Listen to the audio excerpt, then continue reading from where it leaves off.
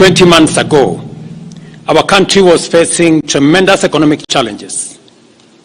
Escalating costs of essential were threatening to ground our economy.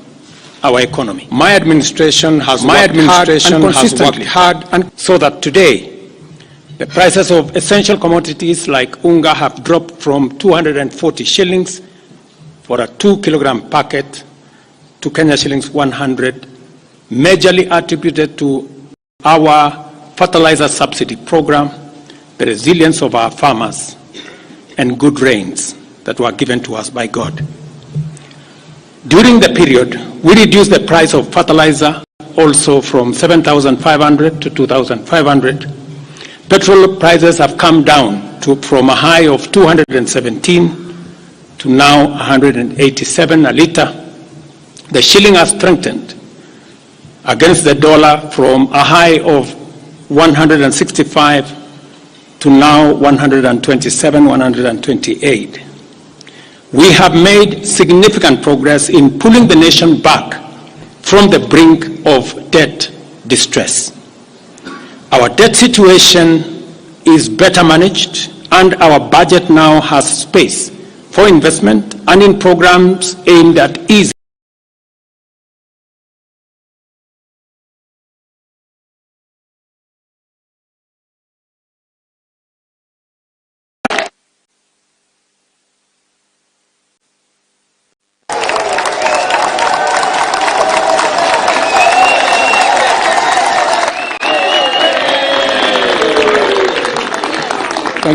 Thank you very much. You can take your seats.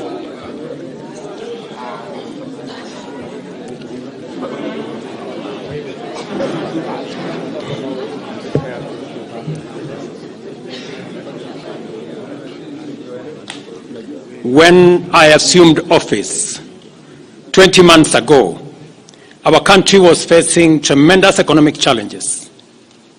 Escalating cost of essential household commodities, high fuel prices, rapid depreciation of the Kenya shilling, and spiraling public debt were threatening to ground our economy. My administration has worked hard and consistently so that today the prices of essential commodities like unga have dropped from 240 shillings for a 2-kilogram packet to Kenya shillings 100, majorly attributed to our fertilizer subsidy program, the resilience of our farmers, and good rains that were given to us by God. During the period, we reduced the price. Petrol prices have come down from a high of 217 to now 187 a litre. The shilling has strengthened against the dollar from a high of 165 to now the brink of debt distress. Our debt situation is better managed, and our budget now has space for investment and in programs aimed at easing the hardship on vulnerable people and creating opportunities for our young people. Our GDP grew by 5.6% last year, ranking Kenya among the 27 fastest growing economies in the world. Our inflation figures have fallen from a high of 9 and 8 in May last year to 5% in April this year. It is instructive for the nation we collect as tax Kenya's Eurobond debt that was borrowed in 2014 of $2 billion that has been hanging around our neck. We paid the last installment of $500 million last week. Today, Kenya's debt burden is much less, more sustainable, and we are on course to redeem our country from the discomfort of debt and assert our sovereignty. Early this year, Treasury had proposed a budget of 4.18 trillion. I did direct that it be reduced by 200 billion to come down to 3.99 trillion. The Finance Bill 2024, generated to actualize this budget, underwent public participation, which resulted in the additional tax measures we had proposed in this year's finance bill were to raise money in the tune of 346 billion. When the concessions were made, subsequent to public participation that was undertaken by Parliament, that came down to 200 billion. I had made this proposal taking into account our situation and the priorities that are there. I want to thank the members of Parliament seated behind me and those who voted yes for identifying the priority areas of our nation. Because when I made the proposals to Parliament with my cabinet, we had certain critical priorities for the nation. Number one is our agriculture. We did make recommendation, and part of the money we were going to raise from the finance bill was 10 billion shillings that will go to fertilizer subsidy, 18 billion shillings that would go to making sure that junior secondary school teachers, 46,000 of them would be confirmed on permanent and pensionable basis. We are very clear in our minds that education being the greatest equalizer, no child in Kenya should go to a school where there is no teacher or where there are no adequate teachers. It is because of that reason that in this finance bill also we had committed to hire an extra 20,000 teachers. We also had envisioned to homes, especially in rural areas. We had committed 14.5 billion shillings, 50 million for every constituency for the last mile connectivity. Because we realize that there are many people who today cannot go to hospital because they cannot afford, because they have no health insurance. We had committed 6 billion shillings to operationalize our universal health coverage plan that would make it possible for every citizen to have a health insurance, those who cannot afford to be paid for by the government of Kenya, and to also operationalize the chronic illness fund that would make it possible for those who suffer from cancer, diabetes, hypertension, to be able to go to hospital, be treated, and go home without being asked for any money. We also had planned to put in money for our coffee farmers to retire the heavy debts that are bedeviling our coffee farmers. We also had allocated money for our sugarcane farmers, sure that every farmer is paid a minimum of 50 shillings per litre to make sure that these farmers, very hard-working citizens of our nation, get a fair return for their hard work and for feeding our nation. that is why I commend these members of parliament for agreeing with us that all the priority areas I have mentioned were the right priorities to be funded. And by so doing, they supported the proposal to incorporate also the views of the people.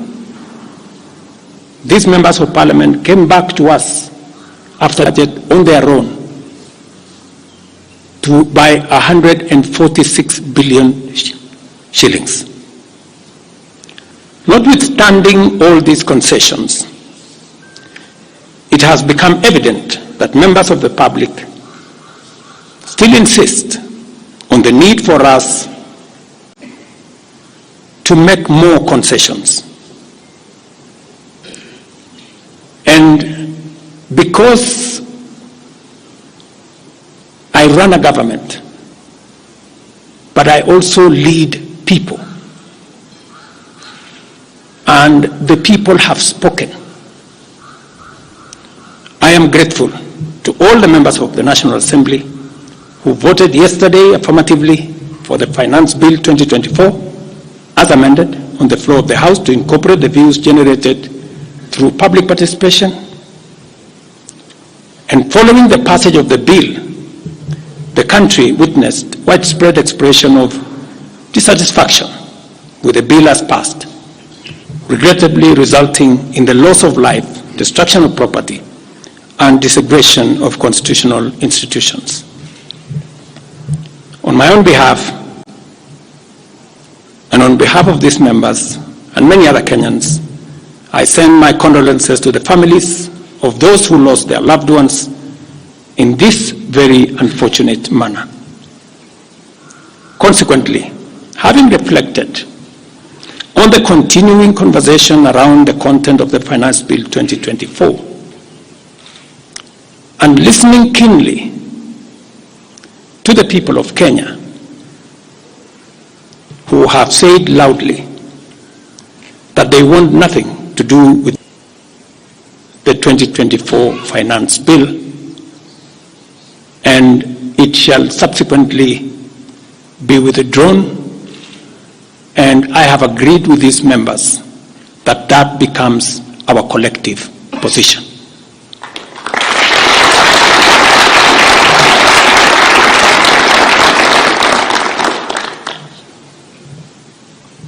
Accordingly, there is need for us as a nation to pick up from here and go into the future. And I am therefore proposing that because we have gotten rid of the Finance Bill 2024, it is necessary for us to have a conversation as a nation going forward. How do we manage the affairs of the country together? How do we manage our debt situation together? How do we work on the budget with the deficits that now exist together? And as I committed last Sunday, I will be proposing an engagement with the young people of our nation, our sons and daughters, for us to listen to them, as I said on Sunday, their ideas, their concerns, and what they think we should do better as we go forward. I am also recommending a multi-sectoral, bipartisan, from civil society, religious organizations, professional bodies, for us as a nation to speak to the future of our country, again, together. And this will be on matters that are contained in the bill and matters that the people of Kenya have canvassed in the conversation that has been going on.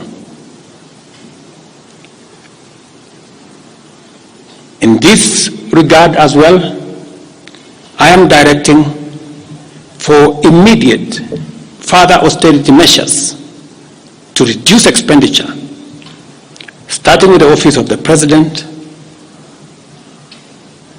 the entire presidency, and extending to the entire executive arm of government.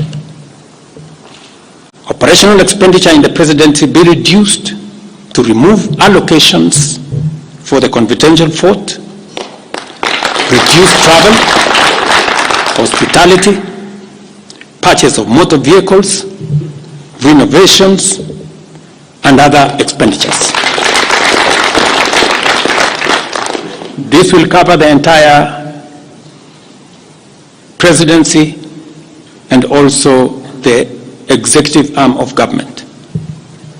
I also propose that equally, Parliament, the judiciary, and county governments, working with the National Treasury, also undertake budget cuts and austerity to ensure that we do live within our means, respecting the very loud message that is coming from the people of Kenya.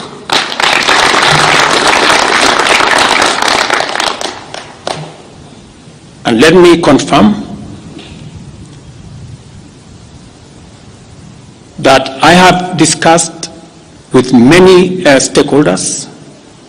I will be meeting some of them shortly after this meeting on charting a way forward that makes sure that we carry the whole nation in this very important journey as we go into the future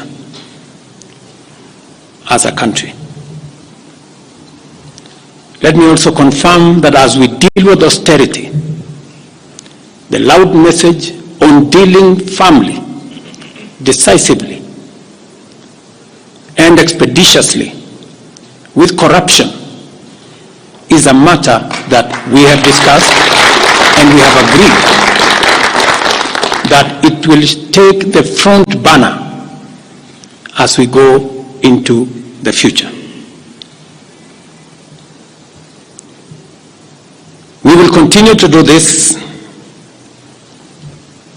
and carry out this very important conversation. And I want to remind us that we should proceed within the foundational principles upon which our nation is founded, namely constitutionalism, adherence to the rule of law, and respect for constitutional institutions. We must continue to operate within the parameters of the law. I thank you. Few questions, 3 questions to be specific. Thank you, Your Excellency. And the first question will start with Elizabeth Mutuku from TV47. Good evening. My question is on young leaders from the Gen Z generation who were abducted yesterday and the day before yesterday. What happens to that? Second, there were young people who were killed during the demonstrations. What do you speak of that as the head of state? Thirdly, how do we move forward on the budget cuts, especially now that you've said that we're going to have austerity measures, yes, but how then do we secure development? Thank you very much. Please. No, it's okay. So I have said young people, 6 to be exact, 6 people yesterday lost their lives. I have said it is a very unfortunate situation. I wish that would not have happened. And there is a framework that will make sure those who died yesterday will be accounted for. Number 2, I did promise the country that there will be no extrajudicial killings going forward. And ever since I came into office, there is not one incident of extrajudicial killing. What you said about abduction are statements that were attributed to some of our civil society groups, but all the people they mentioned have since been found in police custody, and those that were already processed were already released. On the matter of development that you have said, minus the finance bill, it means that some of the development programs amounting to 200 billion shillings, we will have to cut down, to delay them. They will have to wait, some of them, for next year. We will try it again. We will try next year to find some money. Some of them we will have to cancel, because that's the nature of things. And it is because the people of Kenya have spoken loudly that they want a leaner budget for us as a country. Question number 2.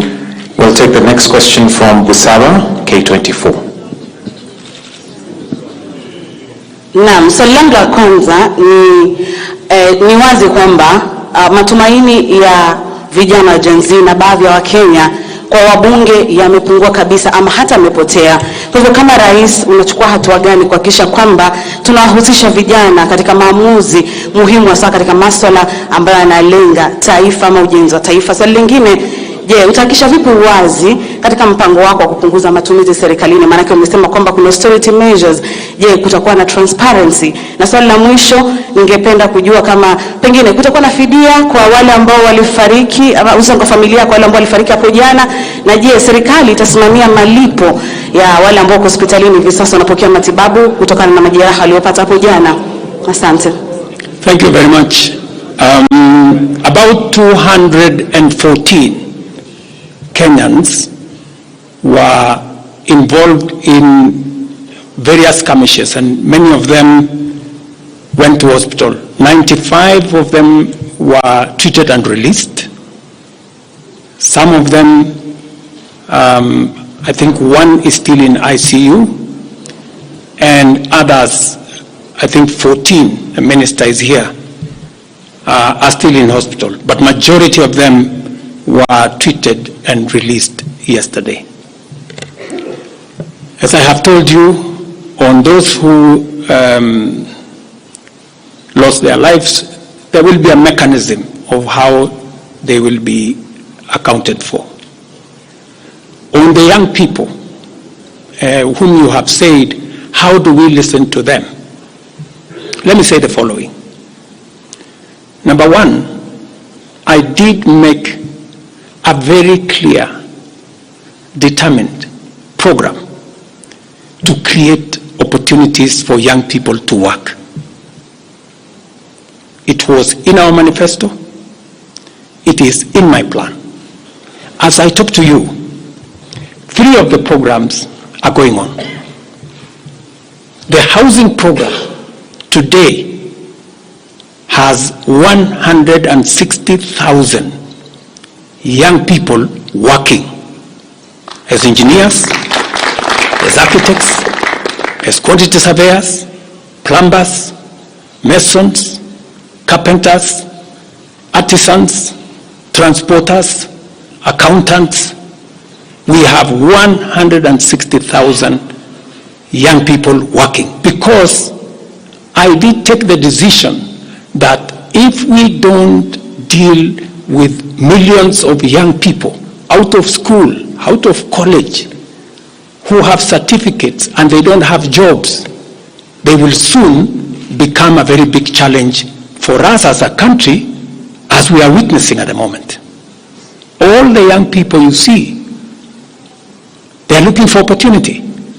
They are looking for jobs. And that is why our housing program Once it is fully rolled out, we will have a minimum of 500,000 young people working in our housing program. Number two, I have been very clear on making sure that additional to our housing program is our digital infrastructure, the digital superhighway, the digital hubs, and the whole ecosystem of what we are doing in creating digital jobs. I was in Ruto with Honorable Kenyatta, who's right there, not more than a month and a half ago, launching a hub that will hire 4,500 young people under CCI. In this budget, we had added 10 billion shillings to CDF for them to be able to construct ICT hubs in each ward in the Republic of Kenya. That would give opportunities for 200 to 300 young people in every ward to access internet, to be trained, to have a hub, and to monetize their digital skills. We will still find another way of implementing this plan, even if we have to cut back on CDF, if that is what is going to happen. Again, because we believe that young people deserve. As I talk to you, we just concluded 3 bilateral agreements, one of them with Germany, on export of labor. Because we have negotiated with many countries who are interested in the high skills of Kenyan labor. And we have an ecosystem, we now have a plan on how we are going to make sure that the young people in Kenya get opportunities to work either in Kenya or outside Kenya. In fact, just last week, I saw on the headlines of one of the dailies, that's why they put him in the headline. And his complaint was, you see, the president has not done well because in this village, many people are going to look for jobs outside Kenya.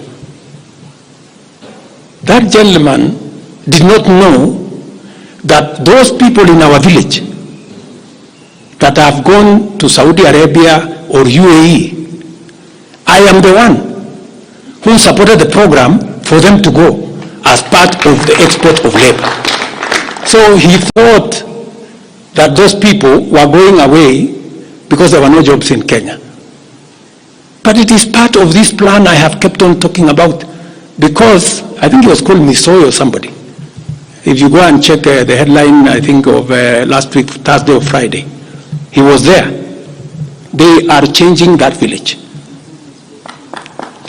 And that is actually an admission by that gentleman that our plan on export of labor is working.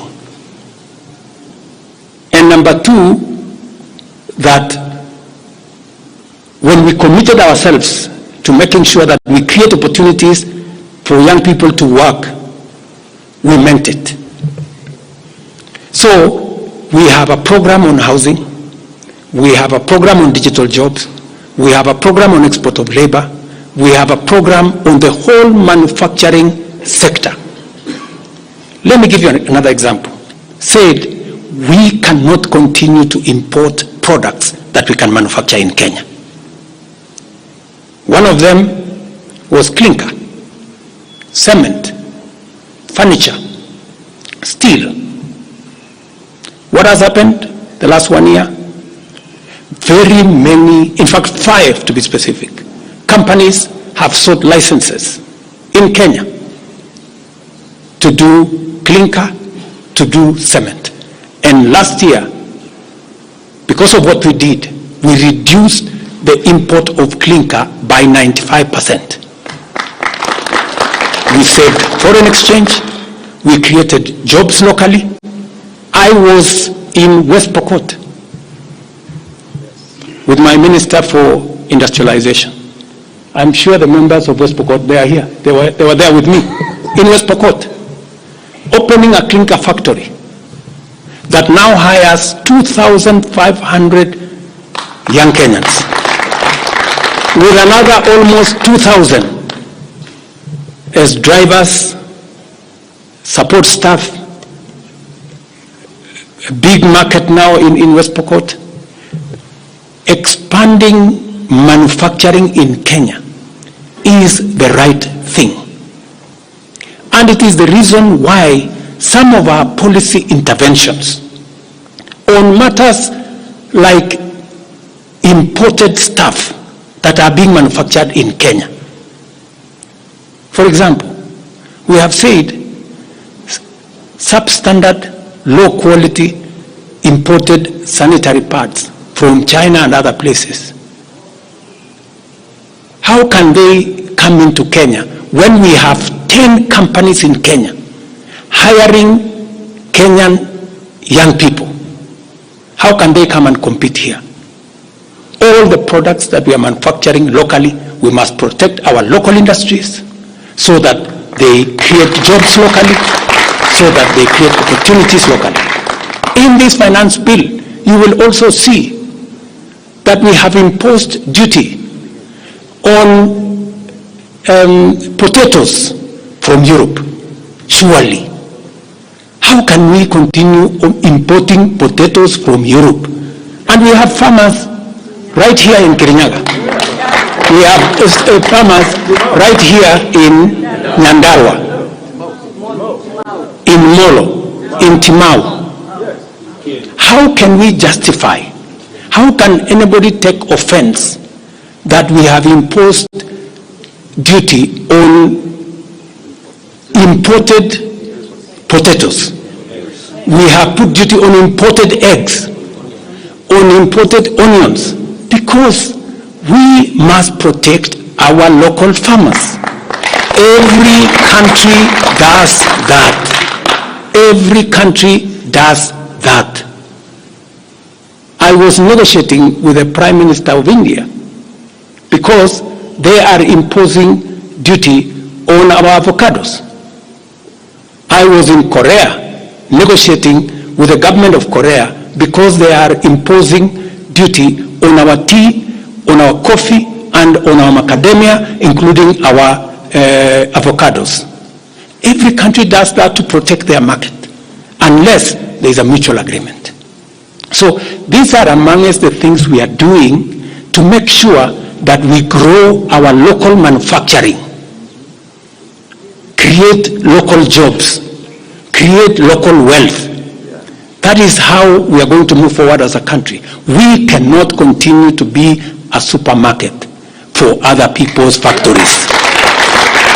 It is important that we also produce our own products. Our young people can produce products in Kenya which are of high quality, which are of international standard, and we can do that. So I just wanted to clarify this point because it is addressing the young people of our country. And I am looking forward to a conversation with my sons and daughters, the young people of this nation, to explain to them the opportunities. What additionally do they want me to do? What can we do better? And how can we move the country forward together? Thank you very much. Thank you, Excellency. That marks the end of the question session. Thank you very much, Your Excellency.